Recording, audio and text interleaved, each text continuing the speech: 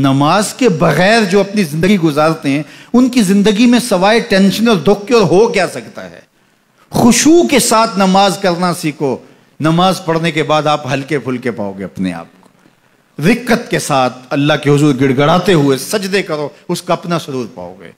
اللہ اکبر. لیکن ایک بندہ کہے کہ جناب میں نماز پڑھتا ہوں لیکن ایسی کیفیت تو پیدا نہیں ہوتی, تو شیطان اس کو کہتا ہے کیا فائدہ ایسی نماز پڑھنے کا؟ لوگ بھی کہتے ہیں فلاں بندے سے یہ جرم بھی سرزد ہوتا ہے, نماز بھی پڑھتا ہے, اس کی نماز کو مورد الزام بناتے ہیں. تو بندہ بھی کہتا ہے چھوڑے, نماز نے مجھے کیا فائدہ دیا. لیکن کہا نہیں, نماز نہیں چھوڑنی. پہلے فرمایا نماز میں خشوع کرتے ہیں, یہاں فرمایا نماز کی محافظت کرتے ہیں. اگر کسی وجہ سے خشوع پیدا نہیں ہوتا چھوڑتے پھر بھی نہیں ہے. یہ اللہ کا فریضہ ہے. محدث کچھوچوی علیہ رحمہ سے ان کے ایک مرید نے کہا حضرت نماز پڑھتا ہوں لطف نہیں آتا, مزہ نہیں آتا. تو آپ نے حیرت سے کہا کہ اس کے باوجود پڑھتے تو ہو؟ کہا جی وہ تو اللہ کا حکم ہے, وہ تو پڑھتا ہوں. تو محدث کچھوچوی علیہ رحمہ جھومنے لگے, کہا واہ واہ, تم لطف کے بندے نہیں اللہ کے بندے ہو. تمہیں سرور نہیں آتا پھر بھی پڑھتے ہو, اس کا مطلب ہے تم سرور کے لیے, مزے کے لیے, لطف کے لیے نہیں پڑھتے, تم تو اللہ کے لیے پڑھتے ہو. اللہ اکبر. تو بندہ سرور نہیں بھی آ رہا پھر بھی اپنے آپ کو کھینچ کے لا رہا ہے مسجد کے اندر. خیال تنگ کر رہے ہیں پھر بھی مصلی پہ اپنے آپ کو کھڑا کر رہا ہے. سوچیں اس کو آوارہ پتے کی طرح کبھی ادھر پھینکتی ہیں کبھی ادھر پھینکتی ہیں, لیکن پھر بھی وہ کھڑا ہوا ہے کہ میں نماز پوری کر کے جانی ہے. بار بار کبھی بھولتا ہے لیکن پھر دوبارہ نیت مان کے کھڑا ہو جاتا ہے, نہیں میں پوری کر کے جانی ہے. یہ کیوں کرتا ہے؟ میرے اللہ کا حکم ہے. تو خشوع کی وہ کیفیت نہ بھی ہو تو کہا محافظت پھر بھی کرتے ہیں. یہ خوش نصیب لوگ ہیں. اولئک ھم الوارثون, یہ لوگ وارث ہیں. یہ لوگ جن میں یہ خوبی ہیں یہ وارث ہیں. کس چیز کے وارث ہیں؟ مال کے, دولت کے, کوٹھیوں کے, کاروں کے, محلات کے. کہا الذین یرثون الفردوس, یہ جنت الفردوس کے وارث ہیں. ہم فیہا خالدون, اس جنت سے وہ کبھی الگ بھی اس میں ہمیشہ رہیں گے. چونکہ موت کو بھی موت آ چکے گی, اب موت بھی نہیں, اب ہمیشہ رہیں گے. اللہ تعالیٰ فرمائے گا اَرَضِیتُم, جنتیوں کیا راضی ہو؟ اہل جنت کیا تم راضی ہو؟ تو وہ کہیں گے ہمیں کیا ہوا کہ ہم راضی نہ ہوں, ہمیں تو وہ ملا جس کا ہمیں تصور بھی نہیں تھا. ہمیں جنت مل گئی, محلات و قصور مل گئے.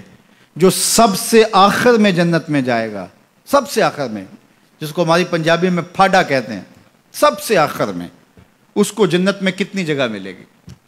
جو بندہ سب سے آخر میں آتا ہے اس کو دھوپ میں جگہ ملتی ہے, جو اس سے تھوڑا سا پہلے آ گیا اس کو برآمدے میں ملی, جو اس سے پہلے آیا اس کو اندر جگہ ملی. ایسے ہی ہوتا ہے. تو جو سب سے آخر میں جائے گا جنت میں تو وہ سب سے بڑا گناہگار ہوگا, اور جہنم کے رگڑے سہ سہ کے وہ جہنم سے نکلے گا سب سے آخر میں. بخاری شریف میں تذکرہ موجود ہے. اللہ کے حضور حاضر ہوگا اور اللہ اس بندے کو کہے گا بتا کیا چاہیے؟ وہ کہے گا مالک مجھے یہ چاہیے. اللہ فرمائے گا لک ما تمنیت, جو تو نے آرزو کی جات سب کچھ میں نے تیری جھولی میں ڈال دیا, اب جنت میں چلا جائے گا. اب اس کو تو یہ ہوگا سایہ دیوار میں جگہ مل جائے تو غنیمت ہے, جنت کے کسی درخت کے نیچے جھونپڑا لگا لوں تو کافی ہے, چلو کوئی 2 مرلے کا 3 مرلے کا کٹھیا بھی مل جائے تو کافی ہے. اس کے لیے تو اتنا ہی کافی کہ جہنم سے نکل گیا.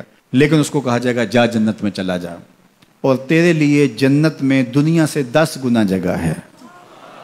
دنیا سے, بخاری کی روایت, 10 گنا جگہ. یہ 7 بر اعظم پہ پھیلا ہوا جہاں, اور اس کو 10 سے ضرب دے, اتنی جگہ اس کی ہے جو سب سے آخر میں جائے گا.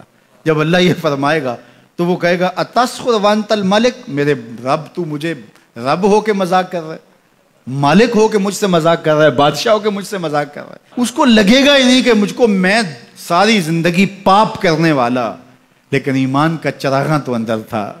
اللہ اکبر. آج نکلے گا تو جنت میں سب سے آخر جانے والے شخص کو کتنی جگہ ملے گی؟ دنیا سے 10 گنا جگہ دنیا سے سب سے آخری شخص کو, پھاٹے شخص کو ملے گی.